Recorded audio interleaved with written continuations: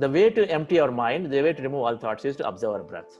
Meditation is about understanding self. The practice of meditation is helping us experience that energy that we really are. Meditation is increasing our total well being and helping us grow holistically. It's increasing our physical vitality, increasing our memory power and intelligent quotient. It's helping us make great friends and become more self-aware and then build those relationships to celebrate life. And it's helping us understand that our happiness is multiplied when we work with others. That is inspiring us to make a meaningful contribution to whatever we do. You might be a very senior leader. After more than 30 years in the business, something goes wrong at work. Somebody's not happy, or there is a problem with a client, and somebody might be nearly yelling at you, and you have two choices. Either you react, which was what I was doing before meditating. So you react and you feel like a 12 years old kid, that the teacher is yelling at you and you don't know what to do. Or thanks to the meditation, you recognize this emotion coming up to you and you know how to breathe. You know what is going on in your body and in your mind. You are aware of it. And instead of reacting, you respond. And in my health-wise, personally, I am a diabetic patient, and my requirement of insulin is dropping down almost 25% in this last 1 month. It is amazing effect. They used to say that diabetics once comes, you cannot get back to normal life and you cannot avoid insulin, things like that. But to my surprise, I started reducing my insulin and monitoring my blood glucose level, and I am bringing it down. And we are able to see a palpable difference of this value addition. You see, bringing mind, body and soul together, getting us a lot of focus, positive thinking. The whole day becomes a very smooth sail after a wonderful meditation. Trying to understand that Aham Brahmasmi, the concept, comes beautifully out of this meditation.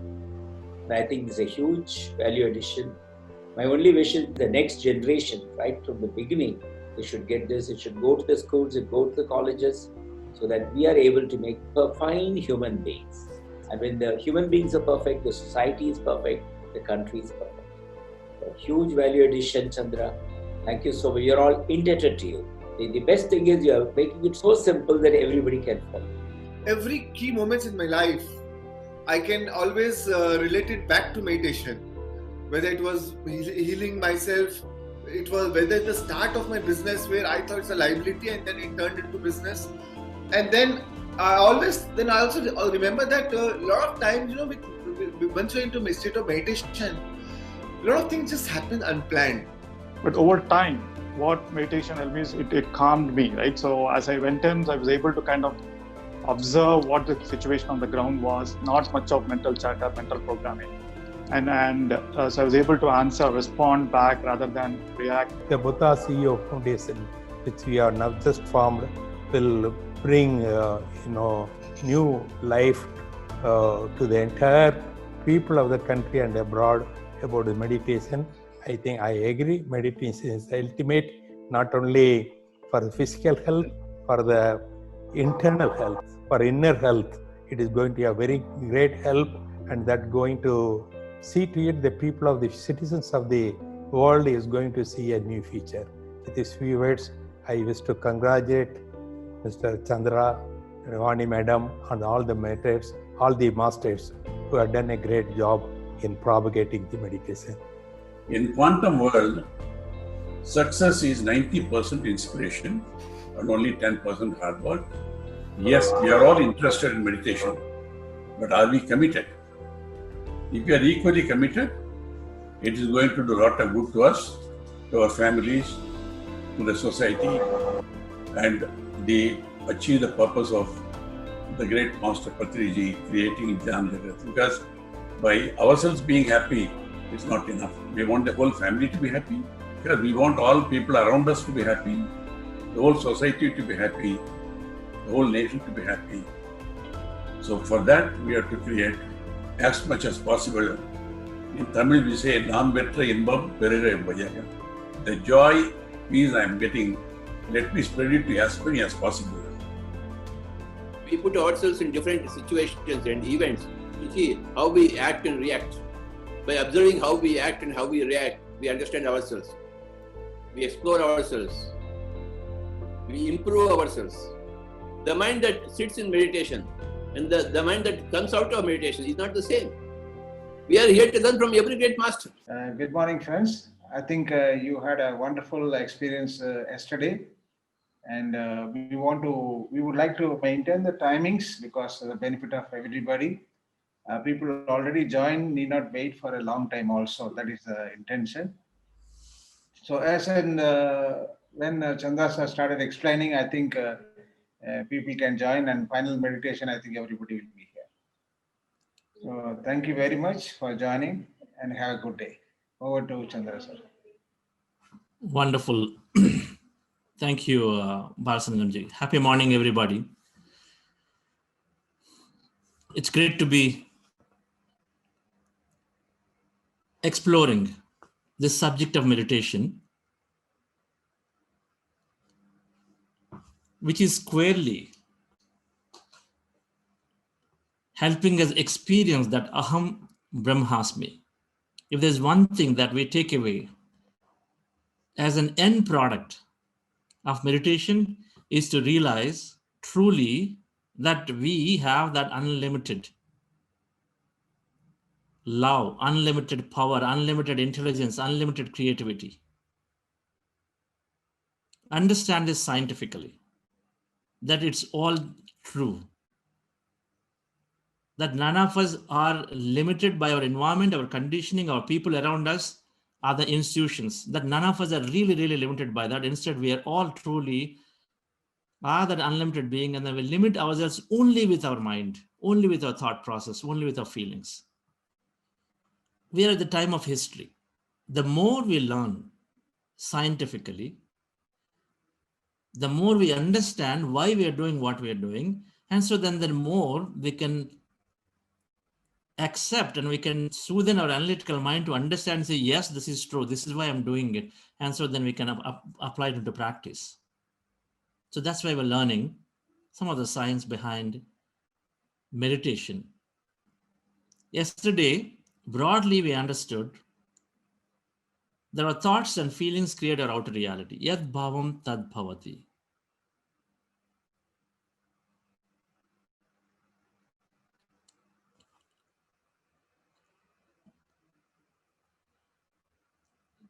Now, meditation, yesterday we also understood that we have anywhere between 50 to 70,000 thoughts a day.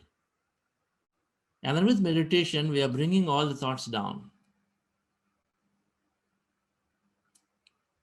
And science has proven that when we have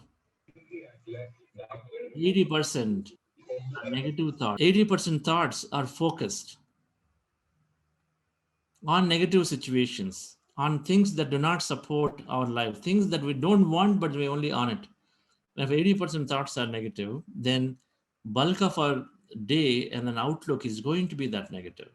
Only things we experience in life is failure or a limitation.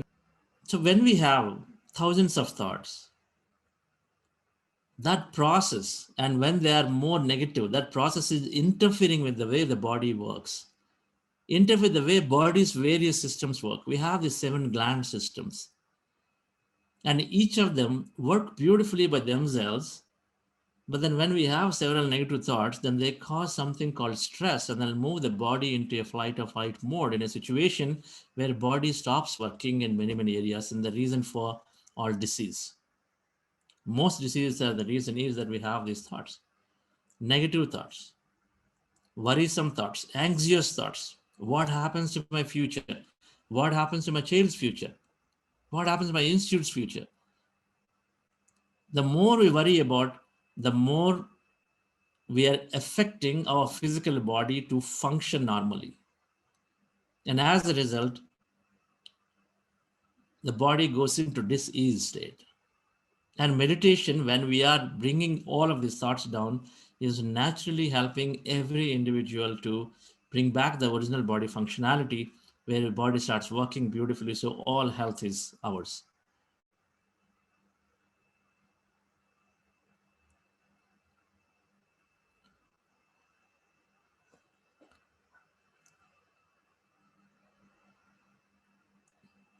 we'll understand these two concepts.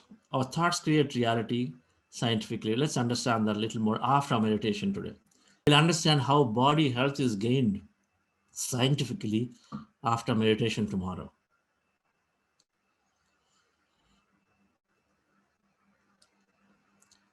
The process of meditation is very, very simple. Observing our normal natural breath. Thoughts are there.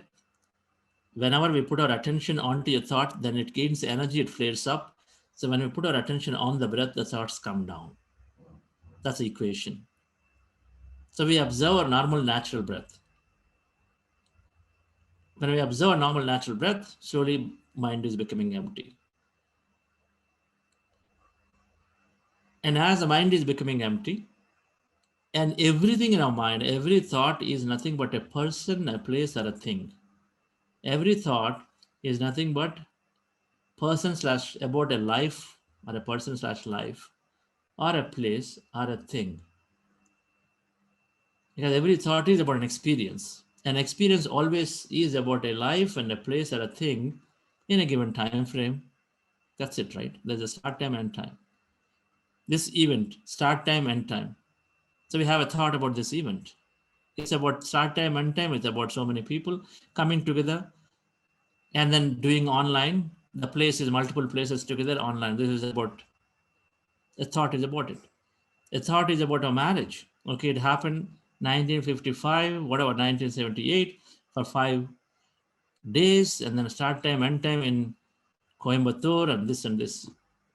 So every thought is about an event. An event has got a start time, end time with a person, place, thing. And when we are lowering our thoughts, so then we're lowering all the experiences, and as we are removing them, so we become totally empty. When I say in my meditation, become empty of no body, no thing, no time, no place, is exactly that, which means basically not have any thoughts in our mind about this physical body, about our physical life, about our environment, about everything that we materially know about. We're going to drop all of that. We empty ourselves completely. This simple, beautiful process that Gautama Buddha discovered works very magically. So meditation then is to empty your mind. And the right form of meditation is to observe the breath so that we become empty much, much quickly. There are other meditations. We don't go into them, but everything becomes an active mind activity, whereas this one is a subtle mind activity about observing the breath, and that also goes away very, very soon, because breath is there with us all the time. It's there with all the time. You and I are breathing right now. We don't even recognize. So when we hold on to that breath, which is very, very intelligent connecting, and so automatically we're reducing our thought because nobody's giving attention to the thought. And at the same time, slowly, we even forget this thing that is there, our companion, which is there for lifelong, that we don't even remember about. So we slowly forget that even that we're observing the breath. And so that's the time we're going to the other side where we totally become empty. So one of the most simplest techniques for meditation. So we're doing. So meditation then is emptying our mind by observing the breath. So emptiness means meditation is not prayer. Meditation is not chanting. Meditation is not contemplation. Meditation is not yoga. For sure, it's not yoga. Meditation is not exercise. Many people say, I do run every day. That's my meditation. That's mindfulness. That you're fully involved in your run. So you're mindful of your run, and then you are totally involved in that mindfulness. That's not meditation. So meditation leads us to be in a present moment aware. So whatever we do at that point, we are doing it fully involved. So there's mindfulness, there is meditation. Mindfulness is what most of the time, hey, I play my music and I go into my meditation. That's not meditation. That is being mindful of an activity called playing music. We empty ourselves. We got to completely stop any activity we do of the mind, of the body, and then become totally empty. That is meditation. Because only when we are empty, can we then realize the larger part of ourselves, which is that total emptiness, that 99.99% empty in our body. You're with me?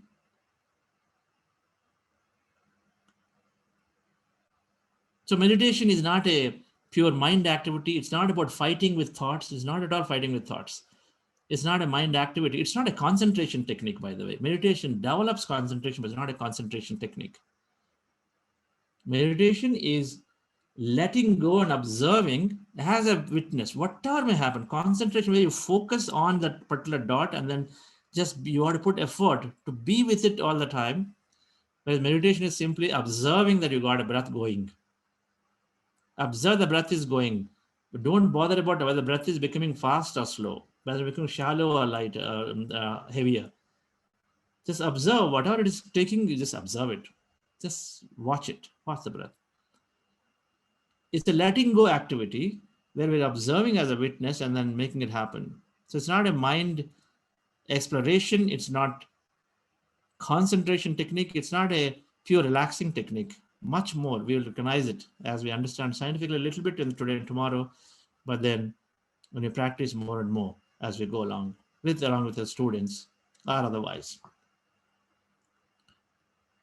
So dear friends, let's go into this meditation practice once again and then understand some more subject about how thoughts and feelings create our outer reality. The technique we are practicing is breath mindfulness meditation.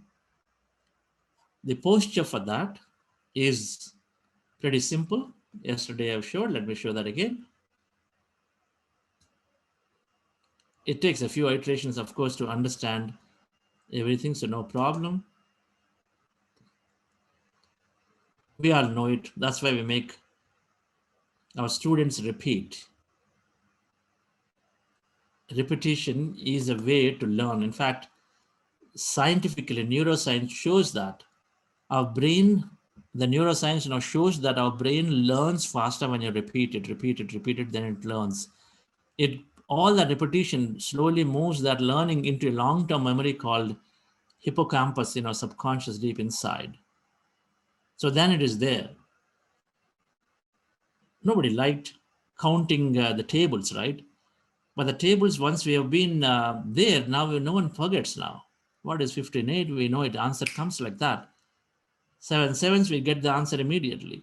But nobody liked it. But then we repeat it, then we go straight into it. So same thing now. Whatever we learn, the recording is available. If you go back and listen to it, then you recollect value. Cells that wire together, fire together is a neuroscience principle. Lose it, use it or lose it is one neuroscience principle. Use it or lose it.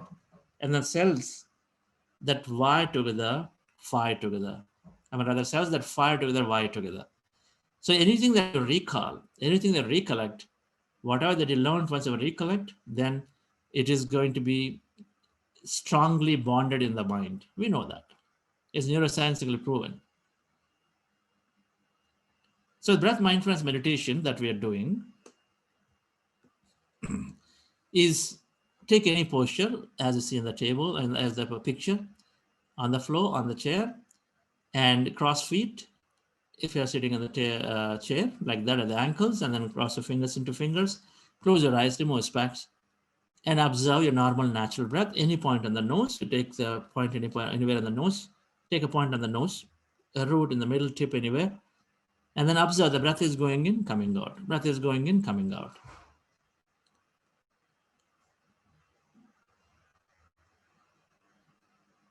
And as you observe, the mind becomes empty. In the meanwhile, we might have gotten distracted, and then our attention might have gone off to thought. When you recognize that you're thinking, maybe when will you recognize? Maybe after a minute, maybe after 2 minutes, maybe after 3 minutes, because we just go on extrapolating the thought, right? And then so suddenly you realize, because the music is there or because I'm guiding, you realize that, oh, what am I thinking? I'm thinking here. So that's the time you just bring your attention back to the breath again. Because the job at hand during the meditation is to observe the breath. So bring your attention back to the breath. So this will keep going on for some time. You keep oscillating between breath and then thought, and breath and thought, breath and thought. And as you are with the breath, even for those few seconds, as you're observing, the breath is becoming lighter, shorter, shallow, and then slowly it becomes non-existent. And that is the time, if you're able to hold on to that like that and go in, as it becomes non-existent, then we're becoming totally empty by that time. So we're going on to the other side. We knock on the field of this quantum door. We knock on the doors of this quantum field, that whole emptiness. So before, we do this. Yesterday we did this practice for some time, but before we do this, I want to introduce a concept called heart elevation process.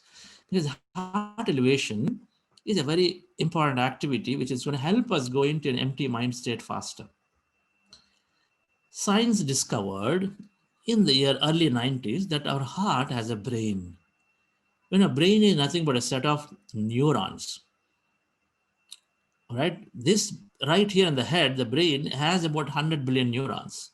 Some say 80 billion, some say 100. Either way, these are big numbers, right? So there is about 80 to 100 billion neurons in the brain, and the neurons are connecting to each other, right? They're connecting to each other to form a memory. So brain is got a lot of minds, a cooking mind, a learning mind, a meditation mind, a teaching mind, a physics mind, and driving mind, and all that. Everything is about a skill or a memory that has been learned. So it's all there. Neurons are there. So neurons are, of course, storing, and the neurons are also, they store emotion, they store memory, they store behaviors and all of that. And the neurons, when a certain neuron is fired with an external stimuli, the neuron fires and automatically certain chemical gets produced called neuropeptide.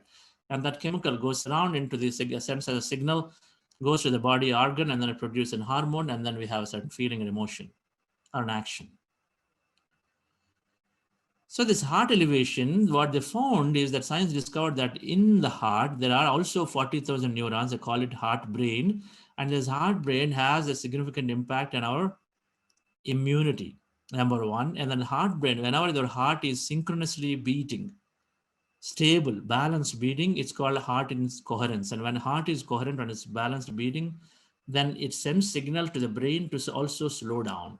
When our heart is in balance, then the brain sends a signal to the brain to slow down. So brain slows down, it's called brain coherence. So when brain is slowing down, that is an effect of meditation where we want to slow the brain down. So this heart coherence is then about, and then they figured out that how will heart become a very balanced beating? When you fill up your heart with an heightened emotion, an emotion which is positive, which got a lot of energy. A thought is energy, emotion is energy. There's a concept we're learning. Thought and feeling or emotion is energy. Energy is what? That electromagnetic energy. If thoughts produce electromagnetic energy, more electric energy, or feelings in the body are producing a lot of magnetic energy, some electric energies. But ultimately, it's an electromagnetic signature. There's a field that is measured. People have measured it. So they're all scientifically discovered now that you can measure the field of a thought and then feeling. So this electromagnetic energy, when you fill up your heart with an heightened emotion called love, gratitude, compassion, adventure, appreciation, any of those feelings, if you can fill with, or you can relive any moment from your life, you fill it. For example, if I'm meeting the most loved one after, say, 6 months, and somebody's coming, go to the airport, and then as they show up, hug them, right?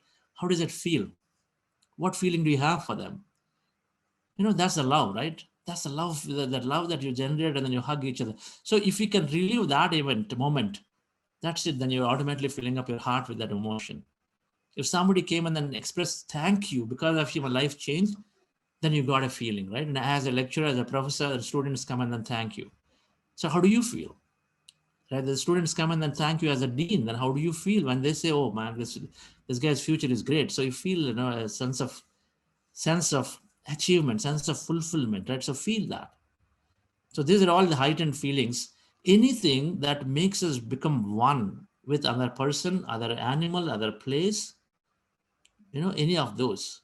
If you have good memories about a place when you travel, think about that place, and automatically you have this great memory to become one with that place. So when you fill up a heart with this heightened emotion, then automatically, then we are signaling the brain to slow down, and so our meditation becomes much more powerful. So we're going to do this exercise. So the posture for this is simple. We're going to start meditation with this heart elevation, where we're going to you keep your hands on your chest area, single hand or double hands like that in the picture on your chest area. And then we're going to feel our heart. I'm going to guide actively, so follow my guidance actively during that time. And feel our heart for a couple of minutes. Take a slow, long, relaxing breath and feel your heart with the breath energy. And then I'm going to ask us to recollect an emotion from your life, which fills your heart with love or gratitude, compassion, any of those emotions. You can recollect and then fill it up. When you relive that event, automatically you're living that emotion, right? So stay that for some time, for about 5 minutes, it happens. Then we switch into this breath mindfulness meditation, dear friends, right? We're going to do this meditation now. And in this meditation, I think I wanted to say this. On the right side picture, I want you to pay attention to this mind. When I use this word brain coherence, so the brain coherence in this state is that the right side green picture. So the brain, all the thoughts have certain frequency. So in this picture, the way you want to see it is, there is this analytical mind is drawn here, and then the top, there are certain 2 things are there, and the bottom 3 things are written. So the thoughts have a frequency. So the waves, they draw the waves, right? There's a frequency based on if the frequency is high, it's going to look like this, right? If the frequency is low, it's going to look like this. More flat in nature, isn't it? Low frequencies like this and high frequency like the lines are together. So normally, right now, where we're all listening to me, we are perhaps in this state called beta. That means the brain waves have a frequency of 16 to 30 hertz right now. You're wakeful relaxation, so you're relaxed, you're listening to me, you're attentive, interested. All of that is this beta, wakeful relaxation state. You want to be our students to be in that state, or we want the students to be in this alpha state. There are 2 states we want them to be, so that then we can really, so if you are, let me come back. Now this high beta is where we're stressful. Oh, my class is going to be dreadful when I go next, because the students are there. Some of them are just horrible. They're not even listen to anything, right? I'm going to have the staff meeting today with my principal, and then it's going to be tough. It's going to be tough. The only thing they know is to just really just make us feel minuscule, make us feel minimal, as if not done anything. I've got this so the meetings are always dreadful, right? Because we're not able to get our points across, and then it's not productive. The stressful states is where high beta, right? Wakeful relaxation, where we are in this beta right now. Now, there is something called analytical mind. See, the analytical mind is a barrier. Every time we try to learn something, it is always trying to analyze against what it knows. For example, if you meet, suppose you had an argument, you didn't like a meeting with your manager, which means in this case, a principal or director.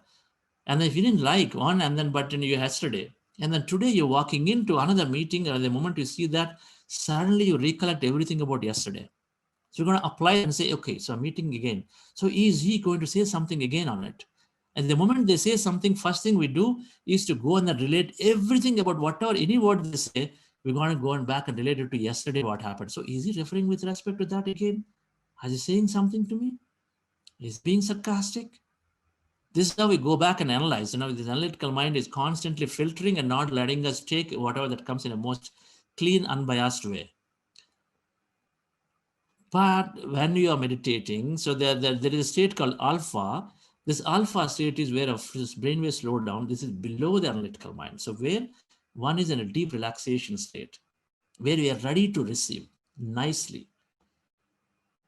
A deep relaxation where you're creating, you're visualizing, you're dreaming, you're taking somebody's point directly without filtering. This is where the child, a young child is like that. Infants below 7 years are like that.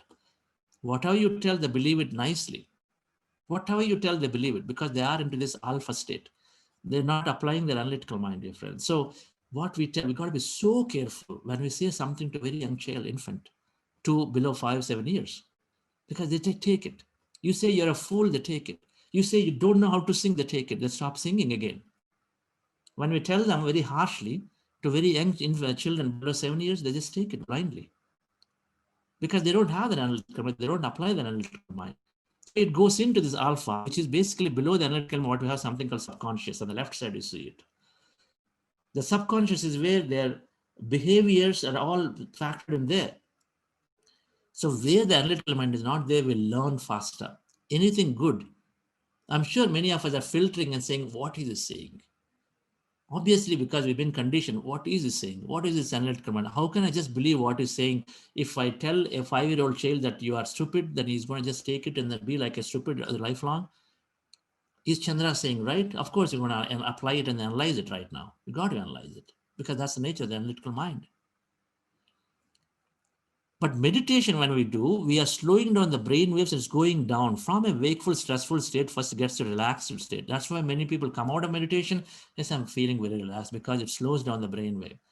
You got little more, we go below the analytical mind, go into deep relaxation states or real meditative states where we are ready to dream, ready to visualize, ready to put our attention on the positive. We're ready to put our attention on the positive. Ready to put our attention on anything that makes us feel good. That's in alpha state. Then we go into theta. The theta state is a lot more deeper. And this theta state is, that's wrong there. The theta state is about creative solutions. We create things. We receive insights. A lot of inventions, a lot of discoveries happen here. When we are into the people who compose music are going into this theta state. They're going to these trance states. So meditation then is taking us to that. This is called a magical state of meditation, where you suddenly start receiving suddenly solutions to problems. Suddenly tomorrow you're preparing for this beautiful teacher conference that you have, and then you don't know what to do, and then suddenly you get a download of information, and then you say, wow, that's it. This is the way I'm going to go. A lot of manifestations happen out of this place. People find jobs. People attract great projects. People have a way to convince the students, and many, many things happen in this state, which is this theta state. Meditation, you go a little deeper, you go into the theta state where we are very, very creative state. And you go further down, we go into the deep sleep state, no dream. It's called REM, rapid eye movement and deep sleep state, where a lot of healing is happening in the body, right? Healing is happening in the body. So meditation by default is going us and then slowing our brain waves and then going into a very creative, insightful, dreaming, positive states just by slowing down our brain waves. And that's what happens to us every time we meditate. Difference. So Mahatma Gandhi, I love this quote. I have so much to accomplish today that I must meditate for 2 hours instead of 1. Go figure, right? We all are very, very busy. We say that I don't have time. And so where is the time for me to meditate? It was like that for me. I was a very, very busy IT executive. And then I said, I don't have time.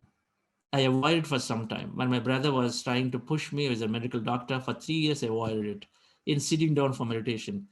But then finally some common wisdom prevailed, so I took it. And then you know what I realized? I gained now 4 to 5 hours in a day. Now I sleep consistently for 4 to 4.5 hours only. Earlier I've been brainwashed that I have to sleep for 8 hours a day. Now I sleep only for 4 to 4.5 hours. 4 to 4.5 hours consistently. I sleep that much. So I've got like 3 to 4 hours of just the sleep time, then the productivity and all of that. So much benefit that I gained so much time. It's no longer the question of, I don't have time. And so I look to meditate. I meditate every day for an hour at least. If Mahatma Gandhi said that if I have most important things to do, then I should meditate for 2 hours a day, not 1 hour, because I recognize that you actually go into this deep, insightful states, you get solutions to the problems like that. We download whole statements of things that we have to do next. Insightful. So many, many leaders are using it. Why? Because it's the same reason. Google has company-wide now launched a course called Search Inside Yourself. Apple, Steve Jobs, which we know of this iPhone, all of that, has been such a creative person in the world. He always carried this book called Autobiography of Yogi. He got introduced to meditation in the 1970s when he came to India.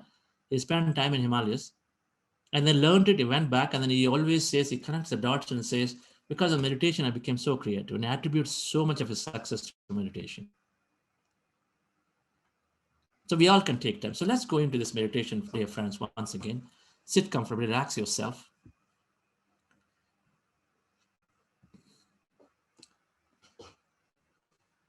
With your eyes closed, I'm going to play music. I will start with this heart elevation process.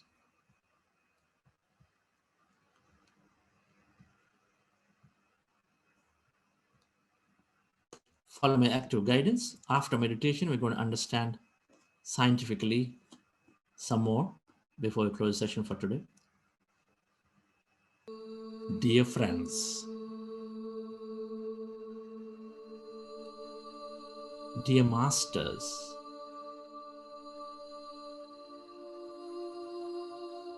keep your hands on your chest area with your eyes closed.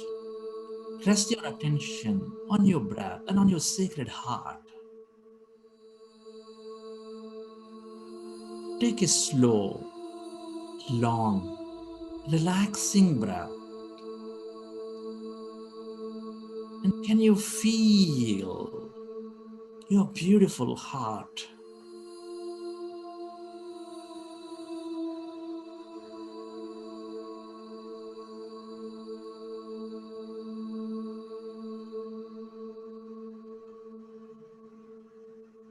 Breathe more of the slow, long, relaxing breath. And can you feel the seat of all emotions, which is expanding all life with its love energy, with its gratitude energy?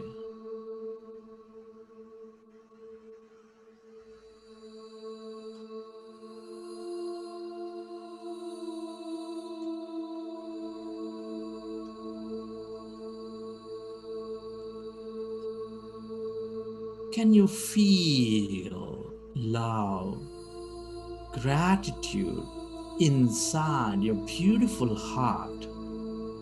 Relive a moment from your life of love, of gratitude.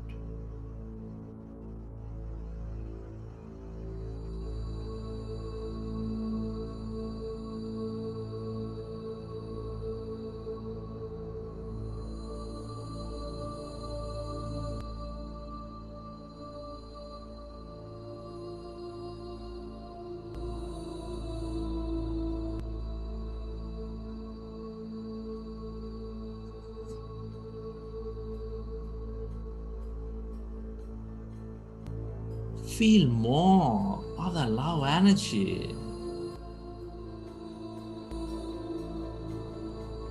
of that gratitude energy.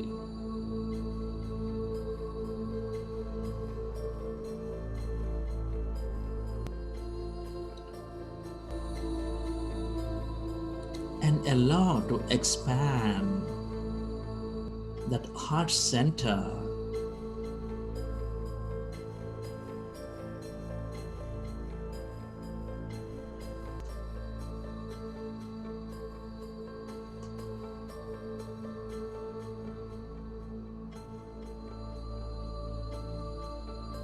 We're all connected.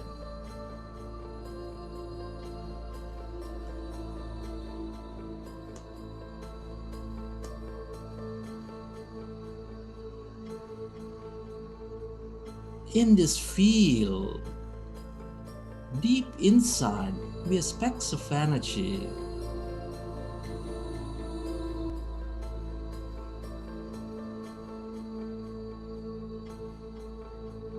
Intricately connected with each other. Love is the way. Gratitude is the way. Compassion, adventure, appreciation are all the ways to become one with everybody and everything.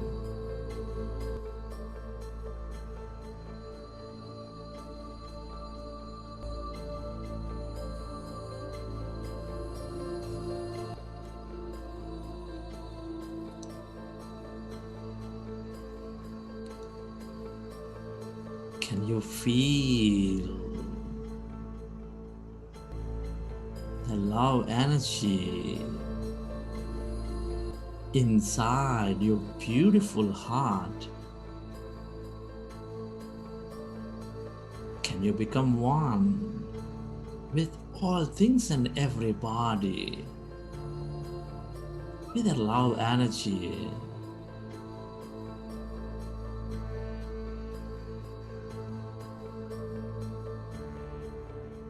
Where your attention goes, there the energy flows.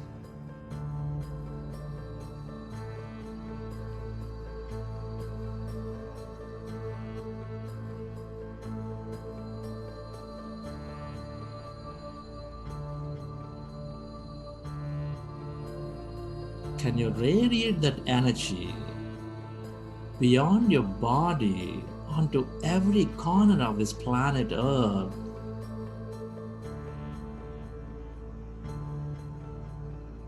Remember, every thought is energy, every feeling is energy. Feel, allow that gratitude inside you, all around you.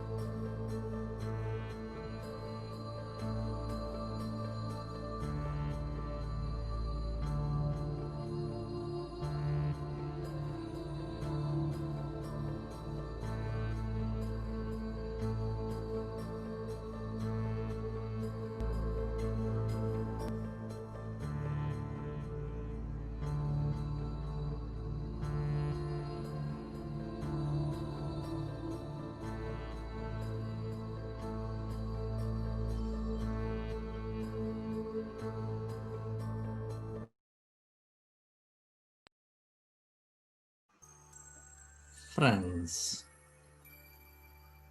let's go into breath mindfulness meditation. With your eyes closed, fingers into fingers, rest your hands comfortably in your lap.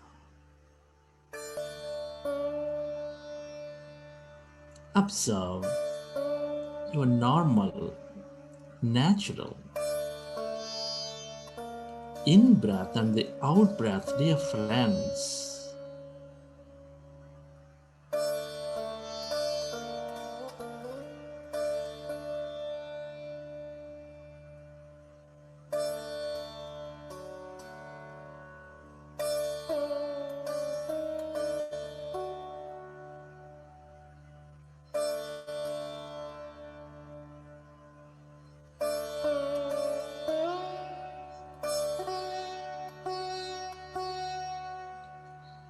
In this meditation,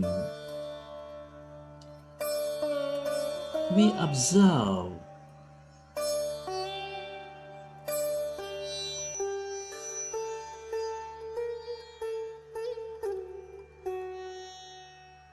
our natural, normal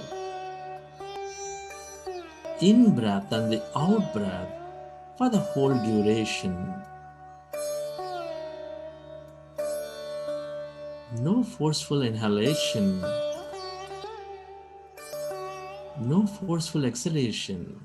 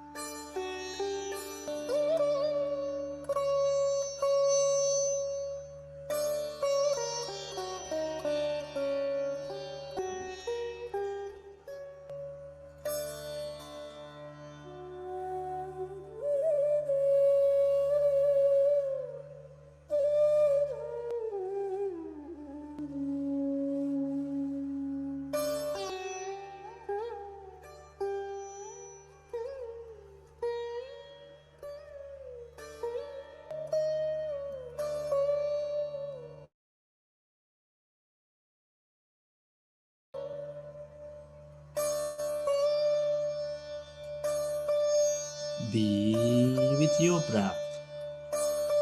Become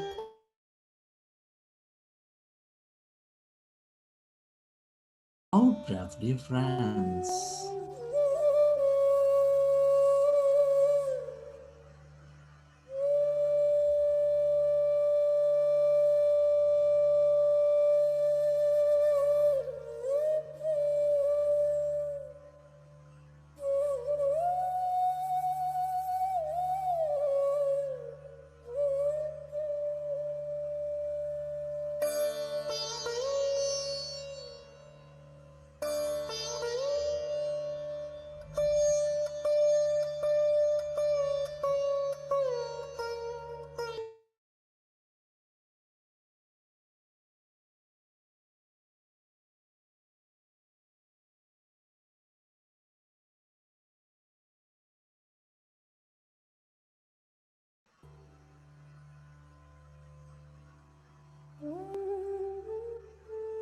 When we observe our breath, our mind becomes empty of the thousands of thoughts we have in a day.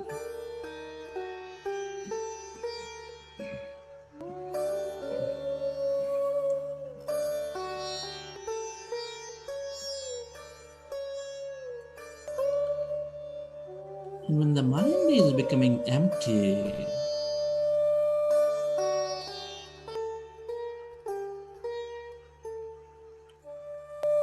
we channelize all our energy into the generous present moment, and we allow our body to function at its natural best.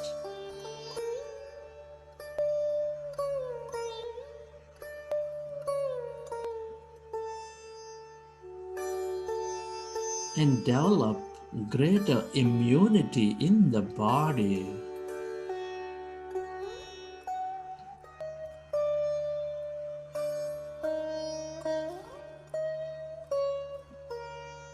Be with your breath.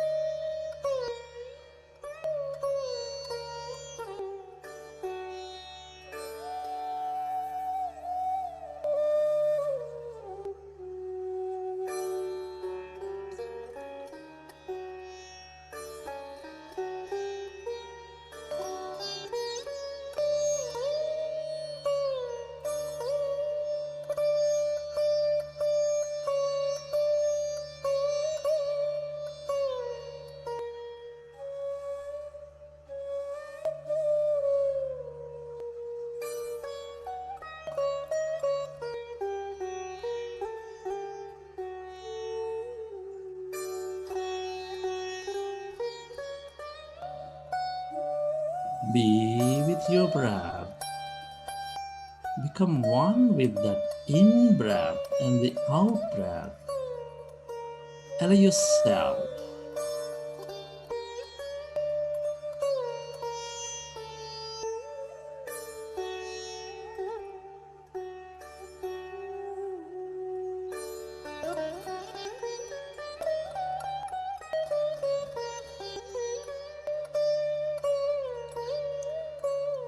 to slowly and slowly become empty of all thoughts in your mind.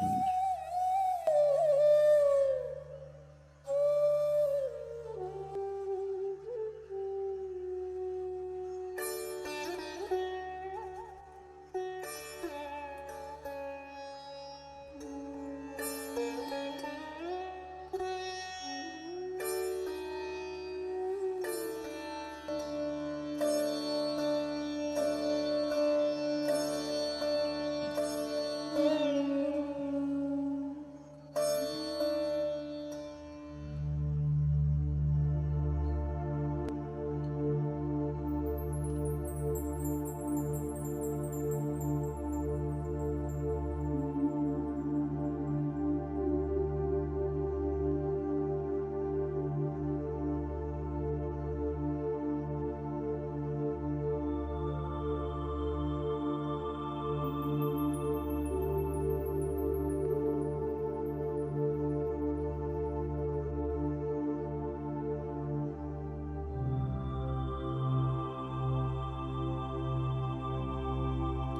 yourself.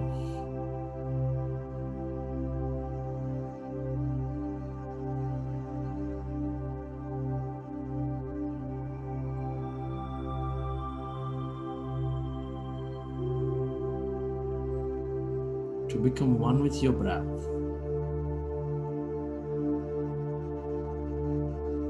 And allow yourself to completely become empty of all thoughts in your mind.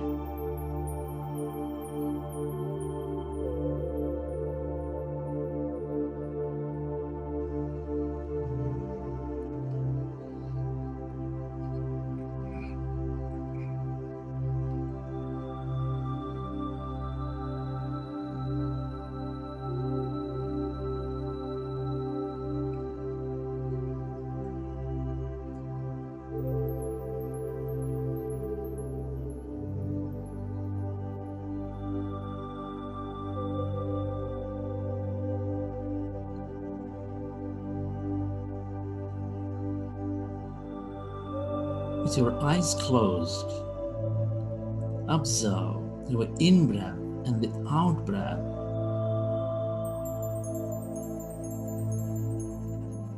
And allow yourself to become totally empty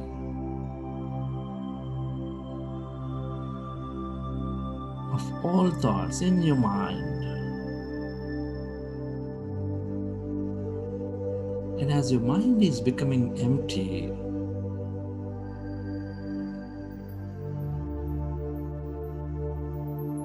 can you feel any sensations in your body?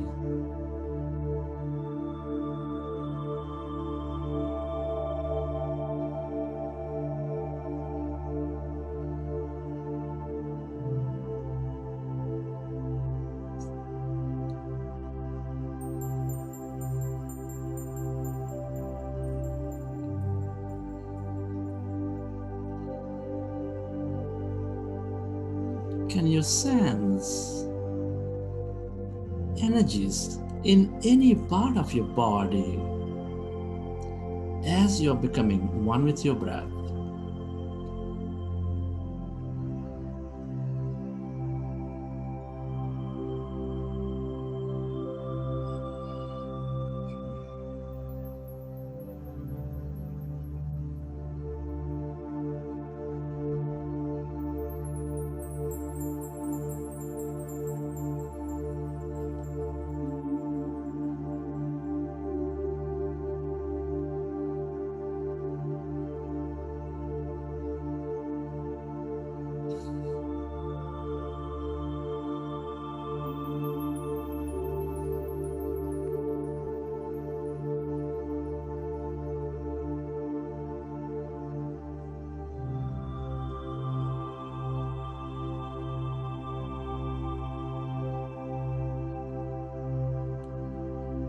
As you are becoming one with your breath, can you feel that emptiness inside you, all around you, occupying your room?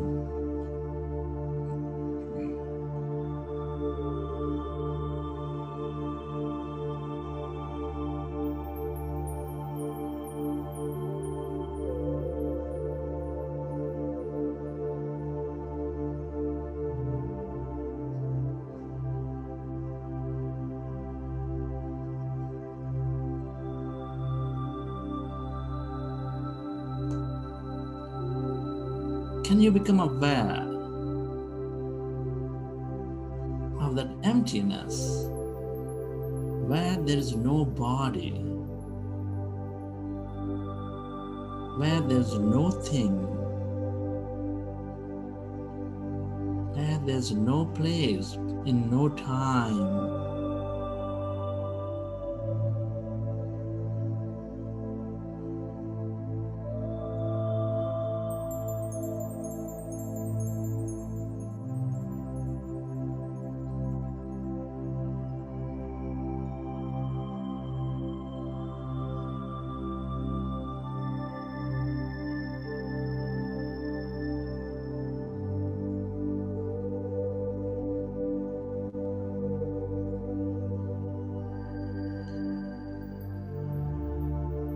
Become one with your breath. Allow yourself to find that emptiness where there is no body, where there is nothing inside you, all around you.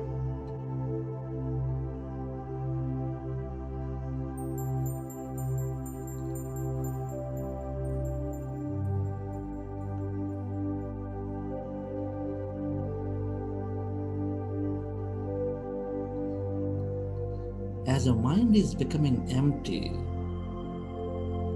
we withdrawing our attention of our body, of our life. We become aware of the emptiness, of the darkness, of the blackness.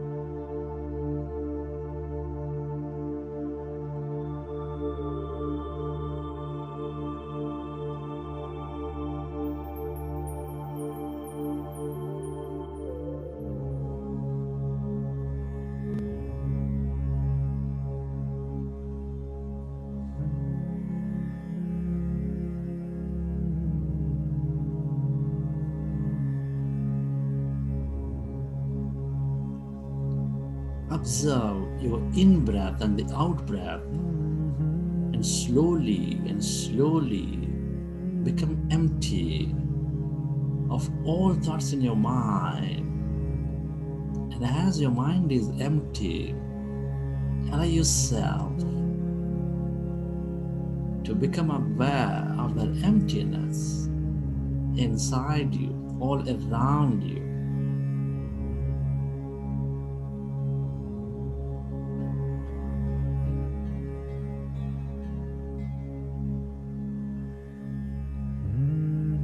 All emptiness is energy. That is the quantum energy field with infinite possibilities and opportunities. This is the greater consciousness. This is your divine self, your unlimited mind.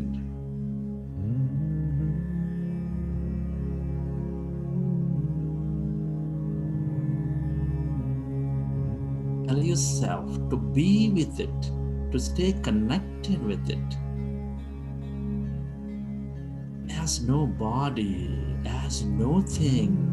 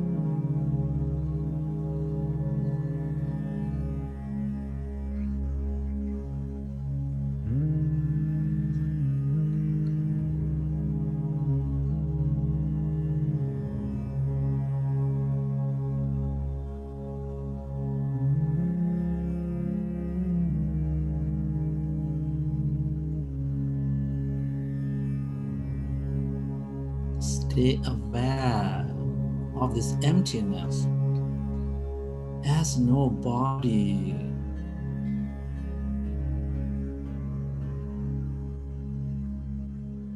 And connecting to this abundance of energies in this field. The longer we stay in this field as no body, the more we become of it. The more we receive those possibilities into our life.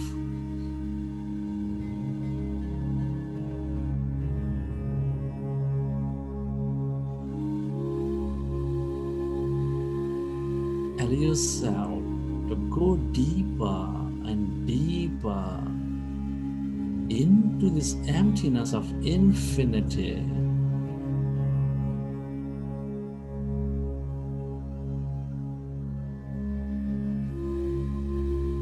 Where everything is energy.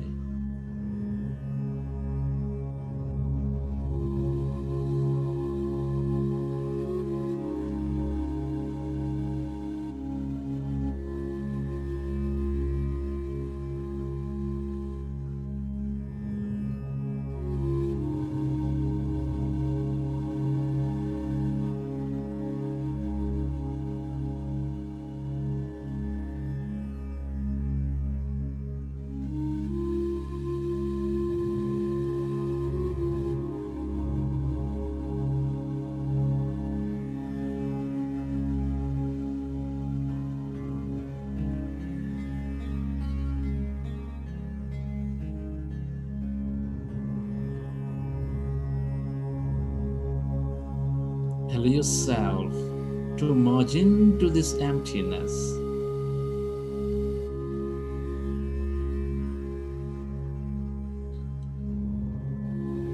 And stay connected into this field as pure awareness.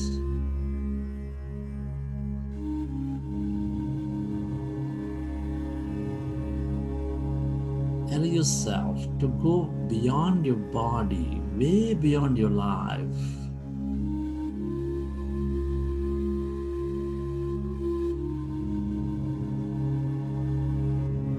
And become that emptiness of no body, of no thing.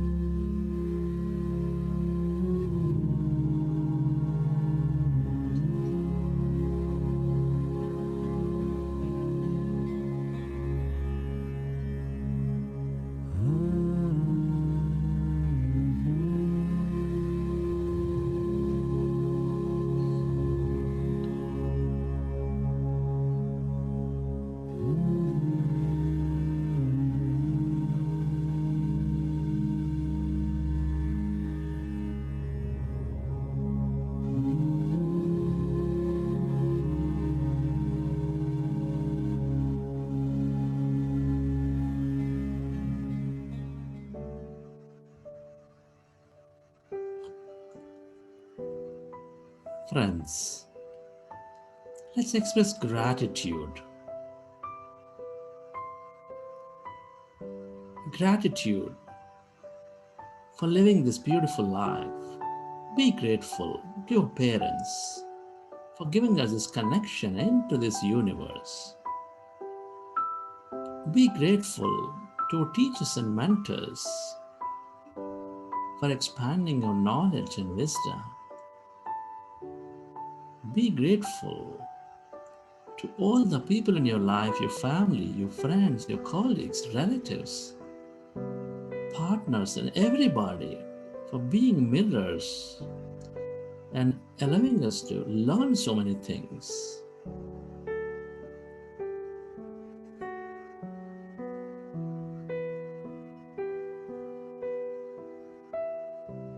Be grateful to this grand nature, this bird, the fish, and the animals, sun, moon, the earth, for being an integral part of our life and filling our lives with beauty, mystery, and more. Be grateful to all the places,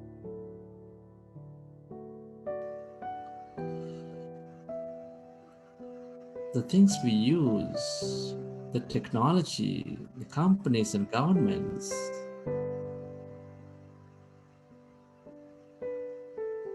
Our institutes. Be grateful to yourself for caring for you, for caring for others.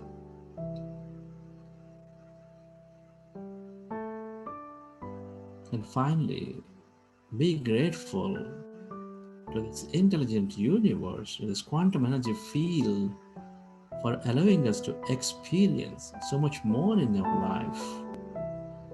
Gratitude is the ultimate state of receivership.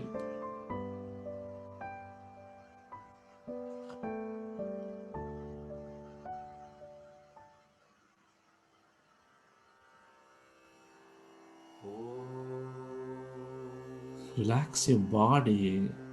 Sarve bhavantu sukhinah, sarve santu niramaya, Feel your body. sarve bhadrani pashyantu, ma kaschit dukkha bhavet.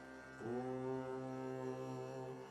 Shanti Shanti Shanti.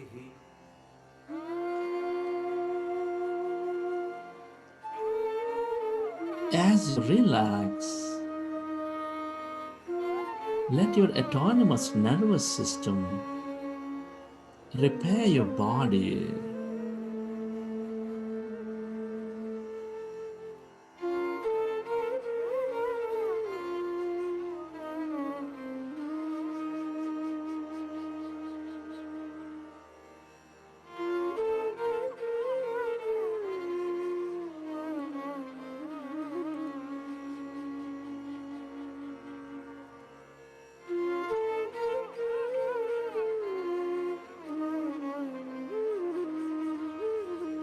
As we relax, recollect your experience from the session.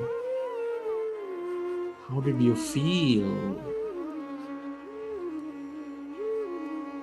What did you see? What did you experience?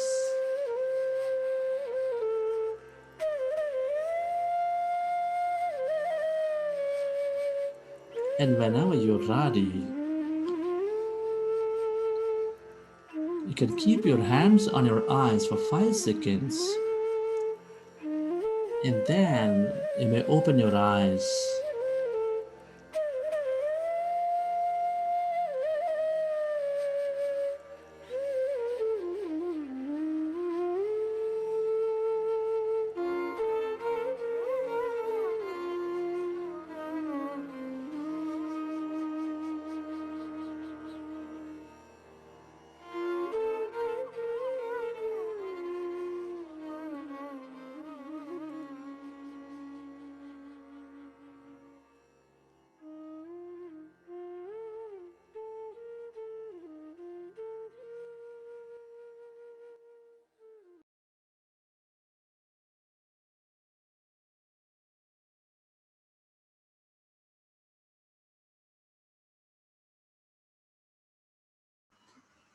Okay, wonderful.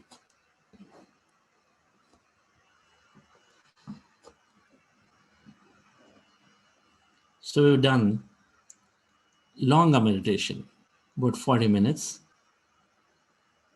Recognize when we practice this meditation, little regularly, it becomes so easy to sit for hours and hours. With meditation, there isn't anything that cannot be solved. There are so many people that have healed their conditions with longer meditations. of many, many health challenges. Health is a challenge for everybody, whether this forum or in any forum. Even for youngsters, there is so much challenge in health. Hi, Karthikeyan sir.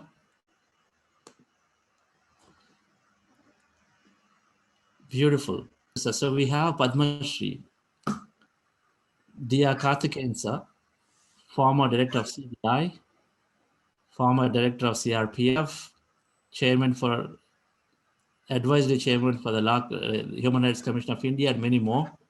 And Sar is here, will take his message.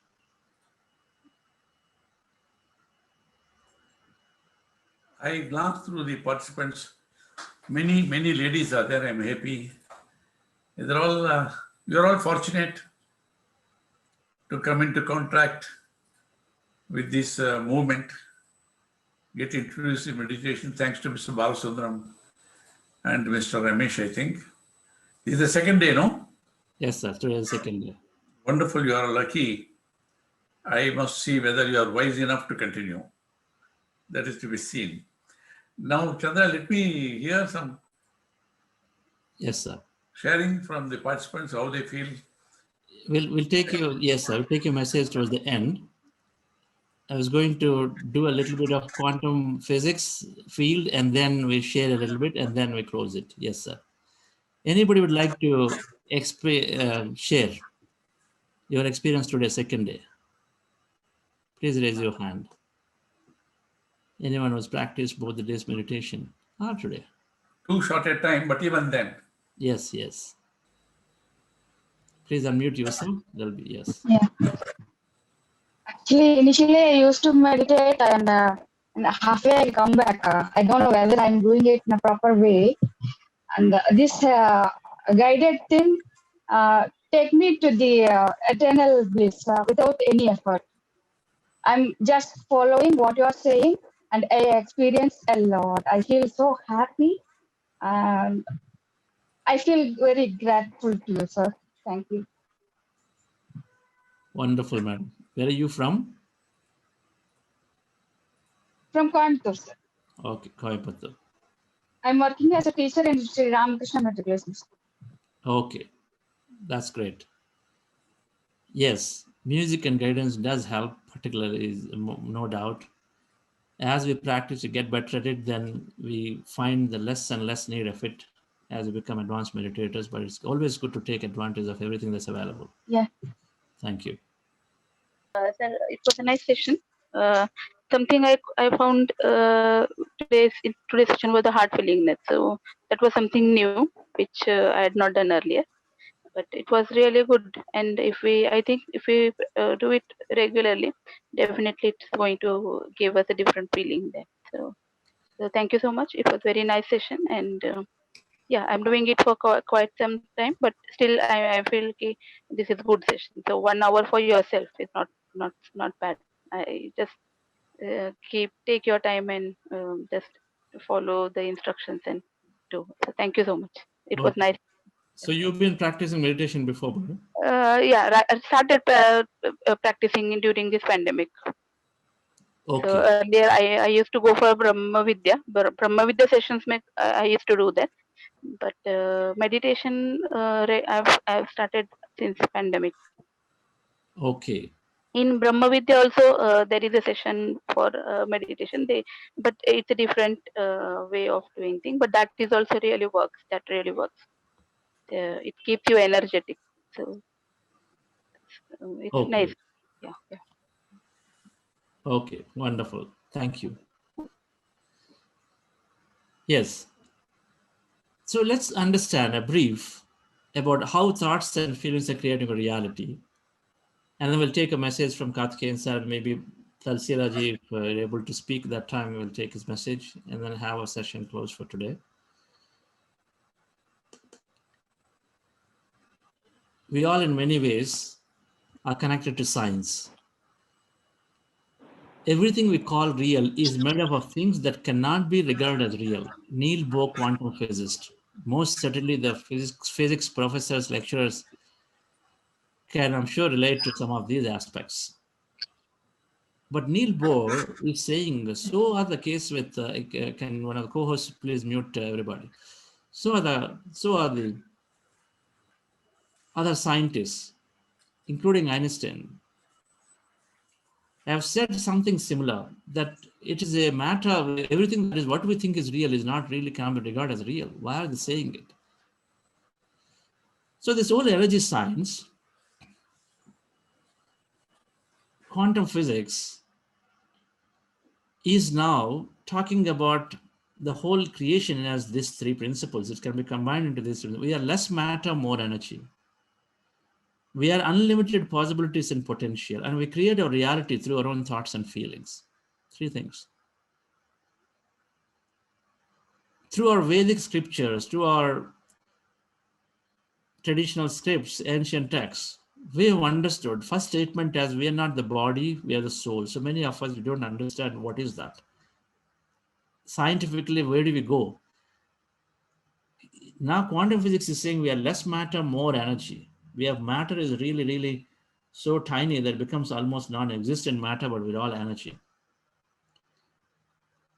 The second principle we understood from spiritual science, Aham Brahmasmi. That means I am Brahmasmi Tattvamasi. That means Brahma is what? I'm the God. Again, it is tough to take on, say, how am I? If always Lord Venkatesh is God, and then if Murugan is God, and Ayappa Swamiji is God, and then I am like the limited being. So where is this question coming from? But quantum physics now scientifically is saying we are unlimited potential and possibility. If our notion of God is unlimited in whatever that is, then quantum physics is purely saying we are that. Of course, the Vedic philosophy has said it long ago, that Aham Brahmasmi. We just not realized, we've not understood it deeply. But we scientifically can understand too that we are unlimited potential possibilities. You and me, our students, and then everybody is the same. Unlimited potential possibility. No difference. Just the way Aham Brahmasmi is not differentiating one person to another person. Everybody is same, is the same unlimited potential. Third one is even beautiful. It's saying our future, our reality is created by us through our own thoughts and feelings. And meditation is intricately connected to these whole three statements. Meditation is helping us realize that we are that infinite. When we are becoming that empty, we are becoming that.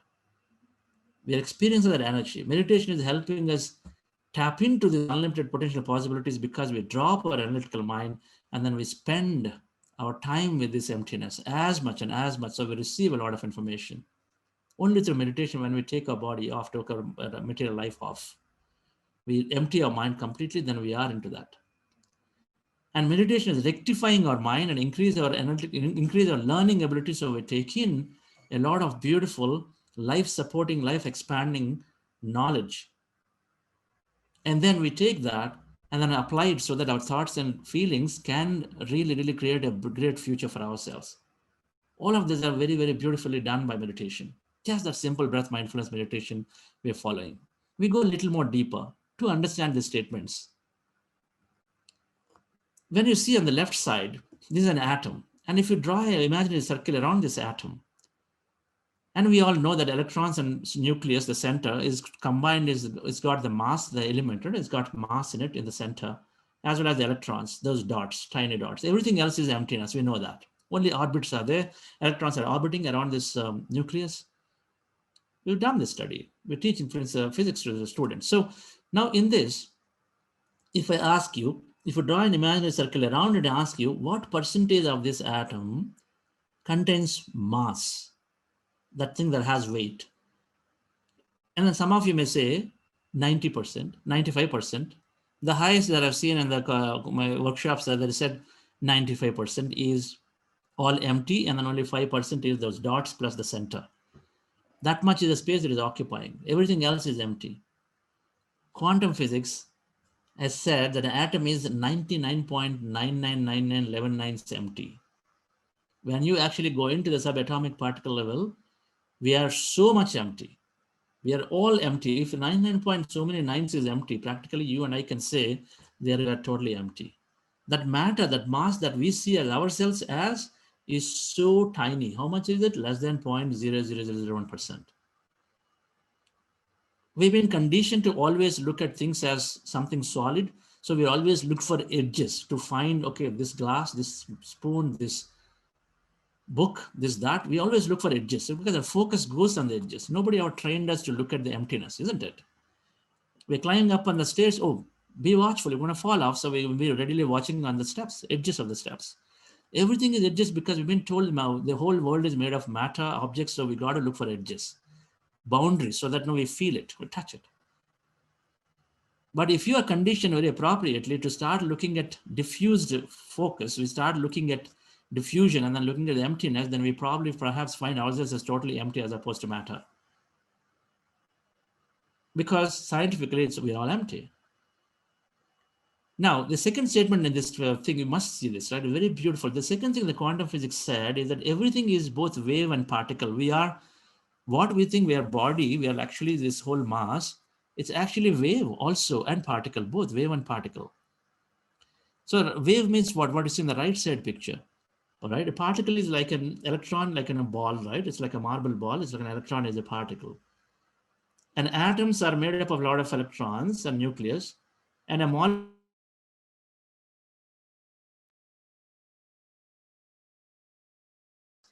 amino acids, all that in a body, they're all molecules, right? And the molecules, and there are molecules and complex molecules, like, you know, the chemicals. And then cells are made up of molecules, you know, the skin cells, liver cells, brain cells. They're all molecules, right? They're made of molecules. And then our organs are made up of cells, skin, liver, hand. They're all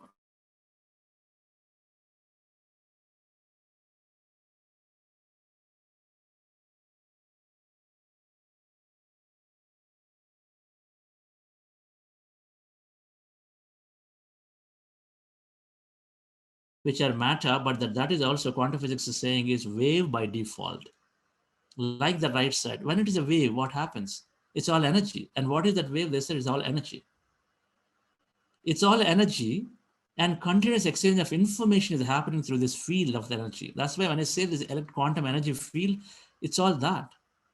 So we are by default waves, energy. You are wave, I am wave.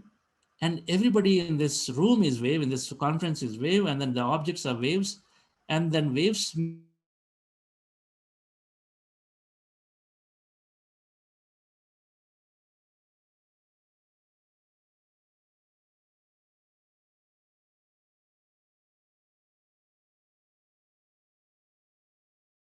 practically we are energy, right?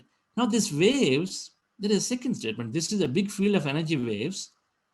And what they said is, okay, if everything is wave, then what is it all I'm seeing this, you know, this cell phone is there. It's like an object. I can see it, matter. I myself see it as matter. So what is that happening? Then they said, when we observe it, a subatomic particle becomes matter. What are we observe? So they did experimentation. They've taken a ball and then an electron, and then they threw the electron through a machine gun. And then what do you expect? You take a ball and you throw straight. You expect the ball to go straight and hit a wall in front. If suppose a wall is there, you expect a linear motion, right? Go straight. They did that with electrons. They tried to throw them. And then electrons, normally you expect them to go and hit the wall straight. But then guess what? The electron is not going like that. It's going like a wave. It is oscillating and oscillating this way, that way, and then it went and it's formed a band on the wall. Instead of forming a single line, it formed a big band. Number one. Second thing, then they also then put in somebody and said, hey, I want to see the electron on my left side. It will start showing up there. I want to see on the right side, it will start showing up on the right side. The electron will appear on the right side when somebody said, I want to see you there. So then they concluded that when you are observing, then what is wave will become a particle. This is what we standardly call that observer effect, right? Anything that we observe keeps changing because we influence it, isn't it? We influence people with our thought, right? So it is that because they change. It's the same concept here.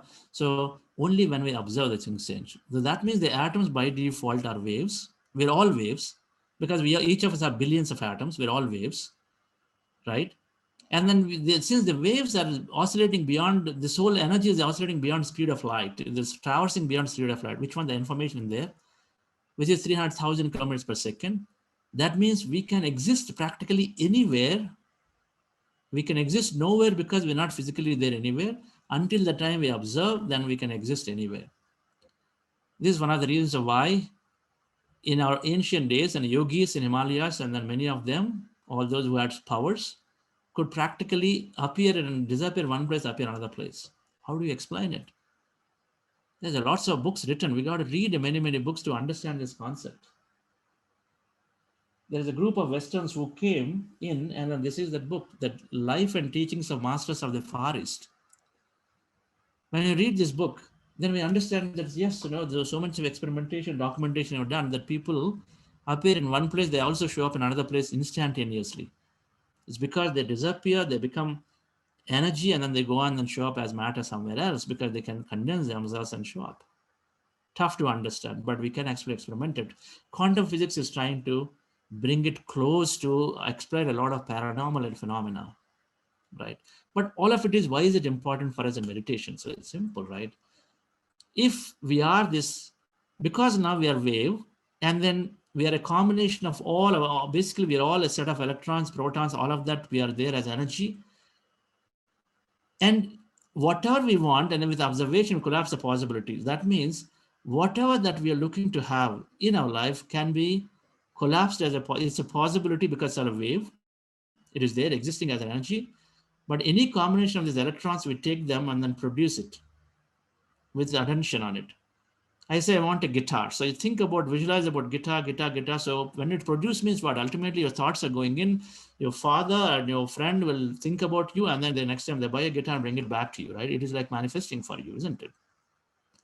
When we put our attention, things come into us. When we withdraw our attention, things go away from our life.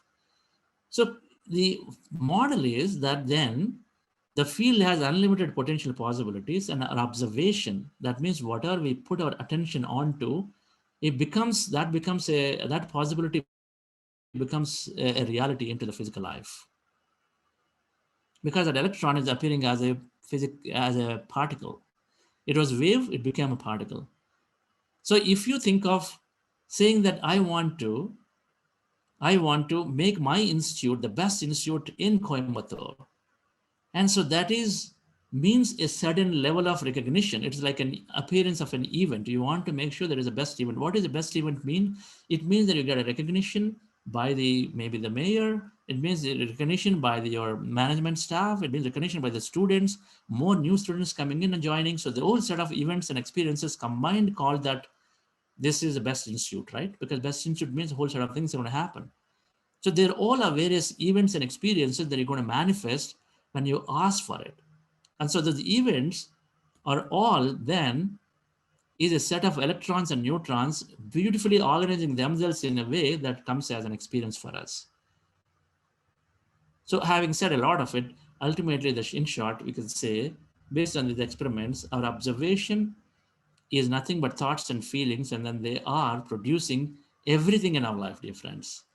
Our thoughts and feelings is nothing but an experience, and then whatever we think is what is coming as an event in our life, even in life.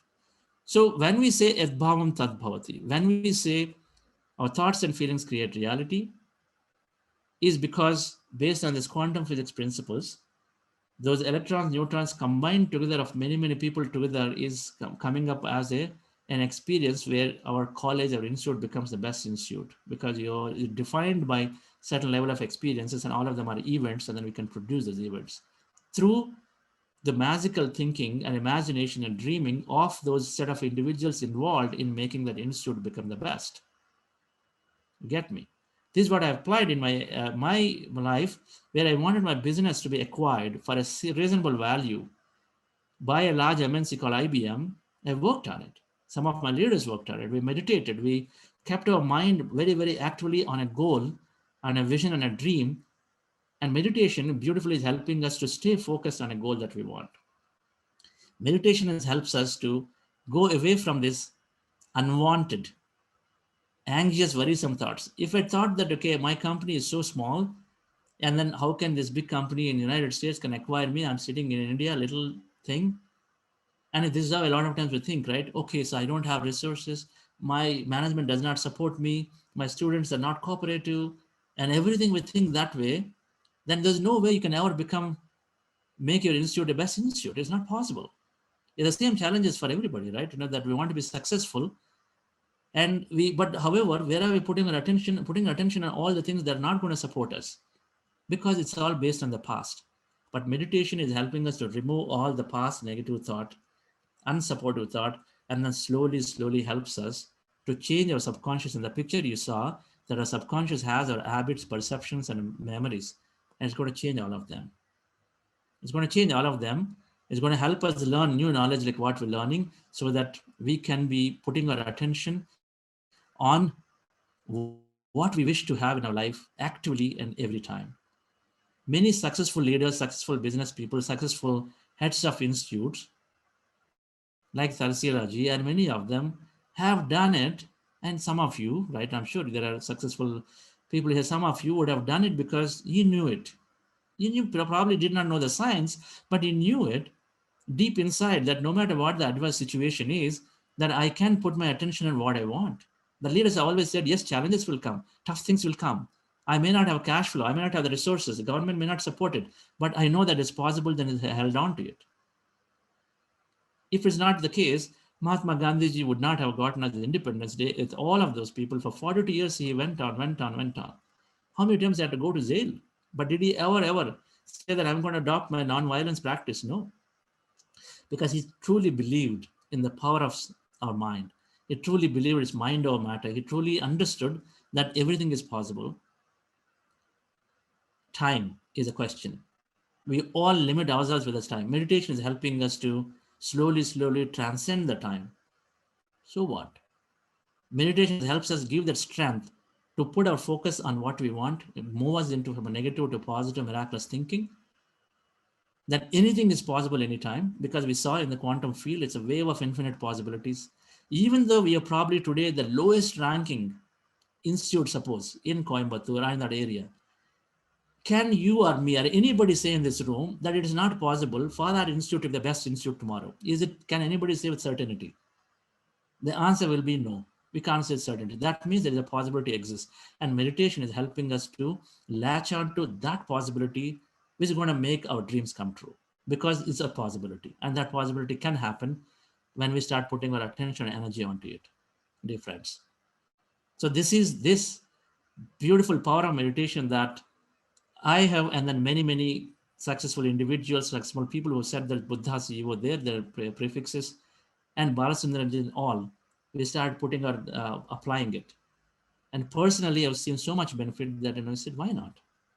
As teachers, as professors, as deans, and then why not as students who are graduating, rather than worrying about what happens to my career in this pandemic. How beautiful it would be if they knew that my thoughts and feelings create my reality. So they start applying. There are so many people during this pandemic lost jobs, but then every time they came back and said after meditations, regular meditations, they said, you know what, that's the best thing happened for me. Because with that, now I found a better job with a better salary and then in a better condition. Things happen. So the students can absolutely get so much enabled in dreaming and then creating something beautiful than worrying about where I get my admission, lose my admission. If time permits, I'll have my daughter share it tomorrow. She applied so late into the game for admission, but into the top colleges, or the top 10 colleges in perhaps top 10 in the world for her subject publishing. She applied so late, and within a month, she manifested a nice, beautiful admission into it. So more we'll learn, dear friends, tomorrow. And I request Karthikeyan sir, who has been really is called a spiritual ambassador, because sir is so closely associated with so many spiritual organizations. Vedadri Foundation, Isha Foundation, Sri Art of Living, Pyramid Spiritual Society Movement, Brahma Kumaris, Ananda Sangha. The name goes on, and he's been such a closely associated, he's seen it, he's seen the best of it. More importantly, sir has been just there as a brilliant government official, known for his integrity and then commitment and seriousness. So no better person than Karthikeyan sir to have his message. And sir, before that, I just wanted to see if Thalsila ji, you would like to have a message from you, sir. Actually, Chandraji, I will give some of my thoughts tomorrow. Chandraji.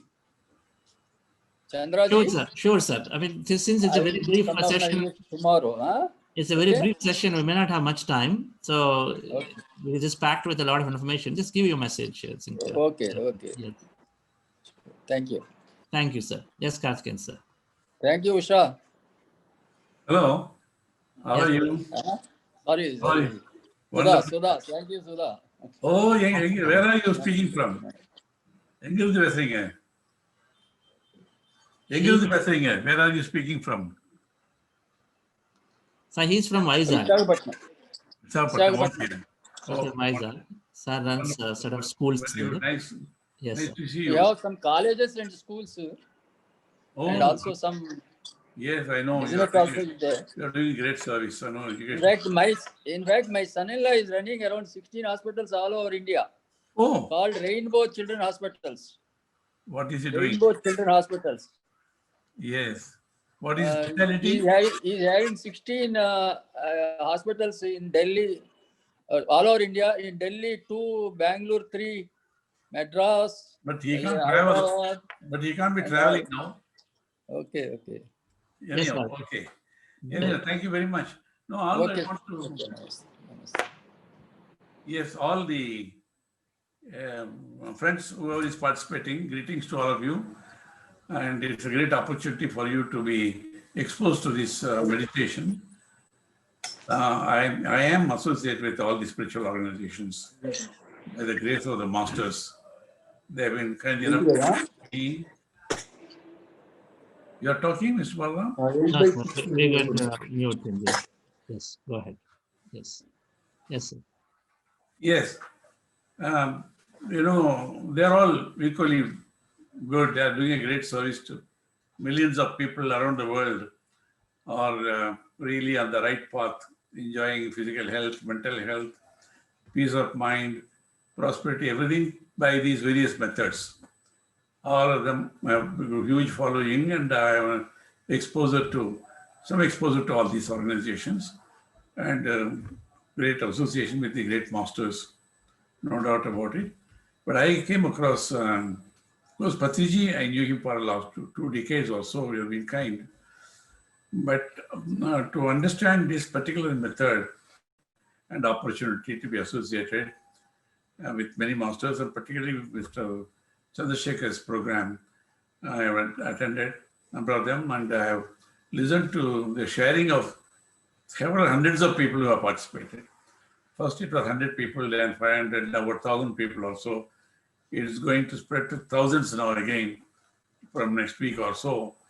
But I found this to be the simplest, easiest, and at the same time with immediate effect.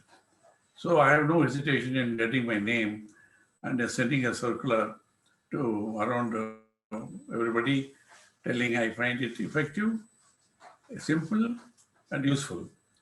And within 24 hours, about 2,000 people registered last time.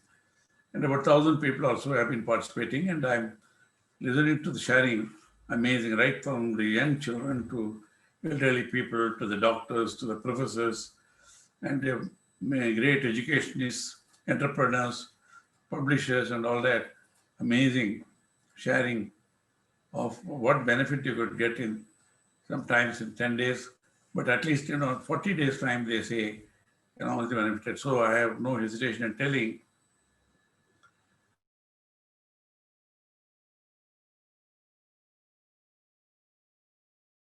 of everyone in all aspects of life, provided they attend the programs with faith.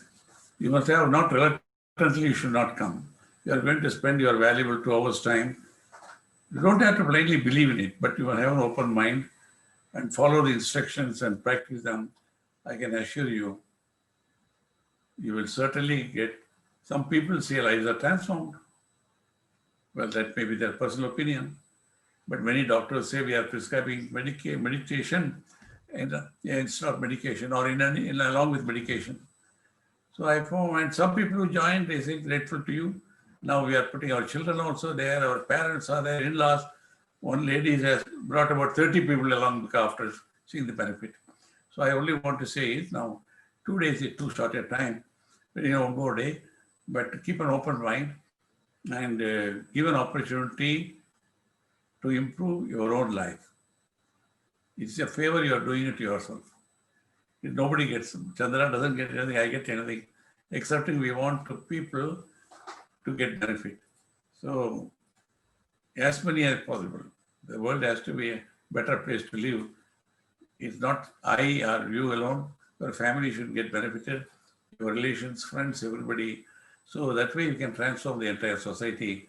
That is the vision and the mission of the great founder of this movement, Patriji. From Rishi Patriji, he learned it from Vipassana meditation, only the first part of it. Vipassana is a tough course with which Bhagavan Buddha attained enlightenment. It's a 7-day long course, a 10-day long course, morning to night and all the things. But he only picked it up only the basic part of it, that is only observing the breath. After all, breath is life for us. When you are born, the life comes into the child when he inhales the first breath. And our life is how many lakhs of billions of breaths we have got, that is our lifetime. Once the last, when the end comes, when the breath goes out, doesn't come back, that is death. So breath is life actually. But we have been unconsciously breathing it all the time. Now only the focus here is be aware of the breath going in and coming out. That's all, very simple thing.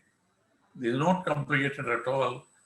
And train your attention to the breath with which we live, which gives you life. Please come, enjoy yourself, learn it, get benefited, spread the message to your family and others. That's why I said you are lucky to be exposed, either on your own or going on with somebody you have come. That is the first part is lucky. Now your wisdom depends upon how you continue with this. I am sure all of you will be wise enough to continue and get benefited. Thank you. Thank you, sir. That's wonderful. Always give yourself some time to improve your life is the message that sir gave. And without an exception, as sir said, give the seriousness of practice. So there couldn't be more message coming from any better person than Karthikeyan. So thank you so much for taking time and joining us and giving your viewpoint. So dear friends, so we'll meet back tomorrow again and understand scientifically how meditation is helping us solve most of the health challenges automatically, just by practicing that simple breath mindfulness that we practice today for 40 minutes. People who practice for 6 weeks is make it a habit. That's why we do a 6-week program. There's a program starting on November 16th. It goes for 6 weeks every day with several leaders like Karthikeyan sir who are part of these meditations. And we form a big energy circle and then we do these group meditations. And then by end of 6 weeks, it becomes a habit. Make it into a beautiful habit into our life so it cannot be taken out like eating food. Morning we wake up, we feel hungry, eat breakfast, meditation like that becomes that way. It doesn't become an extra activity. And then those of you have some questions, I'll stay back for some more time.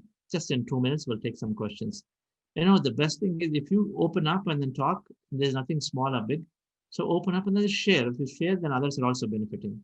So in 2 minutes, we'll take some questions. Those of you who have questions, to stay back. Otherwise, those, thank you so much. And we'll meet again tomorrow.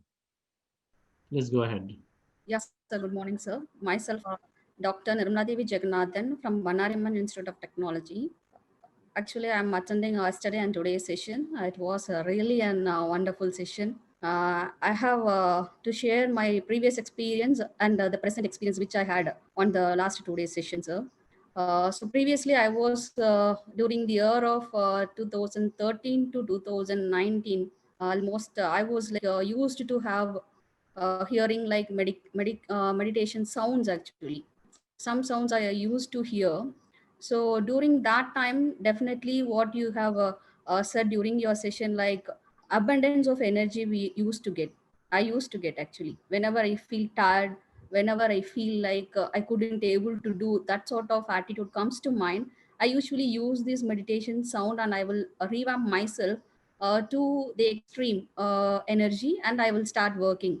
So even it is a continuous tireless effort we want to put during our something we have during accreditation, a month or 60 days or even for 6 months. During that time, we will lose energy and we will lose sometimes self-confidence. We couldn't able to focus also. But hearing all those sounds and focusing that way, I could be able to do like perform better.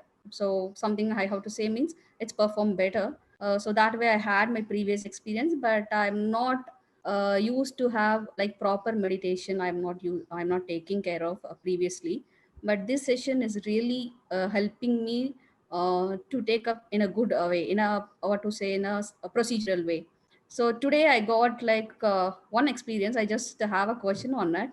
So during the session, sir, I could able to reach some energy level. So 2 times I have reached the higher energy level. That time I felt like something like fear.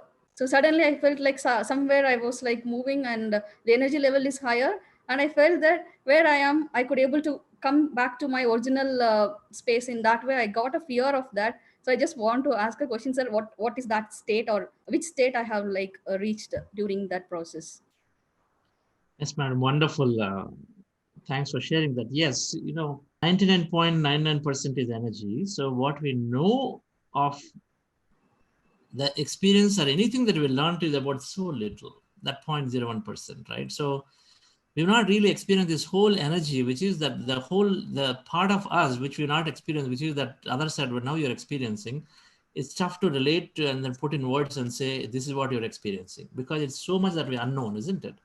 That field is unknown and it's unpredictable because we're not even known. It's like Himalayas. If you go to Himalayas, you'll probably spend 2-3 days and then you'll probably know a little bit of it. It is vast, right? It is thousands and thousands of mountains vast. So what is there in everywhere we don't even know, right? It's like that. So we don't know. So what comes in a given place, we don't know. All we know is that energy that experience it. So you experience that energy. And sometimes the moment we try to receive, this is where the analytical mind comes, right? So the analytical mind says, oh, what is happening? Is my body going to be just disappearing now? Am I going to fly off? Am I going to hurt myself? Is it going to stretch my neck out of this body? All these kind of fears will come, right? So ultimately, then we're going to pull back because that's the analytical mind trying to apply and then trying to bring it back based on the conditioning, right?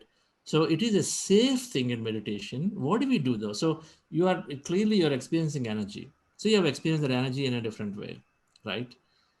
Where you said you're building up energy and then it's going, I don't know what finally happened for you. Felt like floating or what, flying away? What did you feel? Reaching to greater heights from the latitude. Heights means you know that your body is becoming heavy or lighter, or is lighter. What is And lighter? the mind is going, mind is going somewhere up. Okay, so mine is going. So you had some kind of an effect where you felt, okay, what's going to happen to my body? And so you pull back, right? So, but in meditation, everything is safe. So when you understand it, then we just let it continue. We got to let ourselves continue by dropping that fear. So it'll come with practice.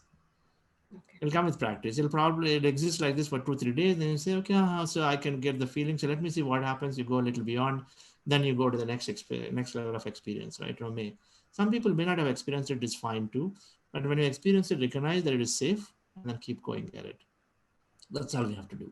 There are various forms of energy experiences. We're not just the physical body. There are 7 other bodies. So we experience the energy in many ways, in many forms. And that book we posted yesterday, a little book we posted in the groups, read that. There are 2 pages on meditation experiences in that book. So you will, once you read them, you kind of relate to whatever that you experienced today through that in some way. Okay. Okay. Yes. Thank you. Thank you, sir. Yes. That's great from Bannari Amman Institute, madam. Nice. I have great respect for the institutes. Anybody else? Nirmala, madam, as a head of an institute, can you like to share how you are experiencing meditation? Namaste, sir.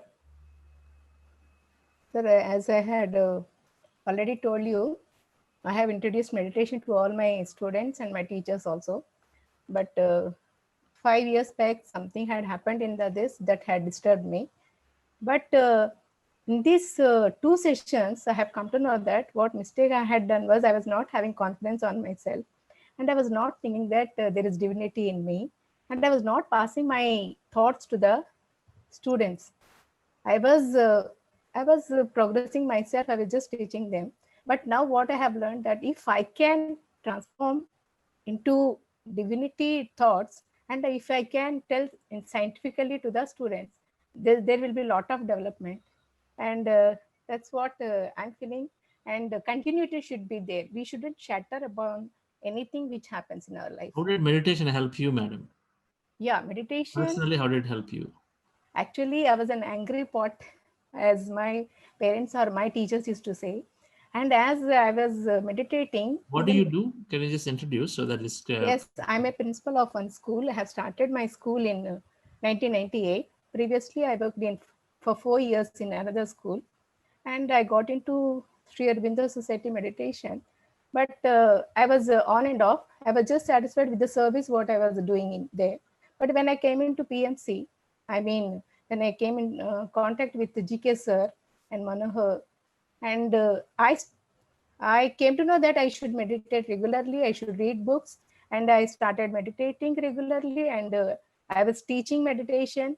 In this way, it helped me to grow. I was then sometimes the stagnation, when it had taken place, then I felt that I should think whatever comes in my way, that is for learning. That I came to know 3 years back, and I'm working continuously. Means I'm translating some books of GK sir, I'm teaching, and I'm into spiritual parenting. And when I'm spreading, I came to know that I'm gaining more and more knowledge. And this has transformed my life in so much that I have spread in my family also. In my family, as you said, any meditation is okay. So in my family, my mom-in-law is meditating, my co-sisters are meditating, my daughter-in-law, all are meditating, but in a different list. That is Art of Living, Ramchandra Mission, then Isha Foundation, all these things they are following. But they said that we have come to know meditation through you. The other day, I was a little bit disturbed about my school when we were discussing. My brother-in-law said, you should remember one thing, Nirmala, you are 10 steps ahead of us, because you are the person who have introduced meditation. We may be following Art of Living, but you have transferred many lives in the family. That's how that gave me a lot of satisfaction, sir. And I'm regaining my confidence back. I'm more energetic. I'm without medicines now, and very, very joyful. I'm taking everything positive. I used to judge people. I'm not judging, and I'm taking everything positively. And in an institute, every time we get tension because of, it may be because of government or because of parents or because of students. But when we are meditating here, we gain the strength back. We get confidence back, and we know to deal with the children. That change I could see, sir. Lot of change I could see, and they receive us positively. Whenever we are talking to them, they are receiving us positively, and lot of change I could see. I told them, and the result also was good as they are meditating. Thank you, sir. Thank you for everything. Wonderful, madam. That's great. Thank you. And I want everybody to continue this, and I want everybody to join the 40-day session. That gives a lot of energy. That gives a lot of understanding, and you get lot of information and transformation. And people like Karthikeyan sir and all these people, SVB sir, all are sharing and all are supporting us. So we should take advantage of this. Thank you, sir. Wonderful, madam. Thank you. That's great. Yes, we can improve our practice, strengthen our practice beautifully as we go along. Yes. Anybody else would like to share? Dr. Janvi Namdar. Yes, ma'am. Yes, sir. Sir, actually, I attended your 40 days program from 25th day, I think. So, and then from then, actually, I realized that this is very scientific, logical also. And many a times in past, I have studied about Brahma Kumari, Art of Living, Isha, and everything. In all those things, actually, we believed. I believed that our thoughts become reality. Okay, that was a belief I was carrying, but today, actually, I learned why it is so. scientifically you could explain that why our thoughts become reality. So that was very nice. Today I could listen to this, and I had missed it in 40 days program. Now I wish to join the next 40 days one, where I will learn a lot of things and from starting day one. So I am very happy that I could know about your program. There is one query of mine, when we concentrate on breathing, breathe in, breathe out. In that, actually, my mind goes towards the music. Is it okay? Like the music, Yes. instead of breath, it sometimes goes on concentration to music. It's okay. I mean, at the end of the day, music is going to help. If the concept is many thought to one thought to no thought. So we have many thought and we get focused onto one, which is either the breath observation or the music. For some people to go on to the music, but from there they pretty quickly are going to recognize that, okay, we need to observe the breath and come to this. So from 1 to 0 is become easy, right? From many to 0. So it's a concept. And then music fundamentally has this soothing effect of getting our mind sort of slow down. It has that effect. That's why you get peace of mind is from the music and art, music, dance. Anytime we listen to music or art and dance, and suddenly we forget all our problems, right? Because it just brings us down. Most of our body stress have become relaxed. So it's like that. So music is going to help in our meditation. Yes, but it was a beautiful music and very heart-stirring. So sometimes it goes there, and then I realize that you got to observe the breath and go to the breath, and it becomes easy. Okay. Yeah. And sir, I have told about your programs to many of my relatives and friends, but I am working as a director in one of the educational institute. So I am planning to take it to my students, faculties, and the students also. Thanks a lot, sir. This is a great thing actually you are doing. And I wish to contribute in some or the other way with Buddha CEO Foundation also in future and starting from today actually. Wonderful, Thank you, sir. madam. That's great. Yes.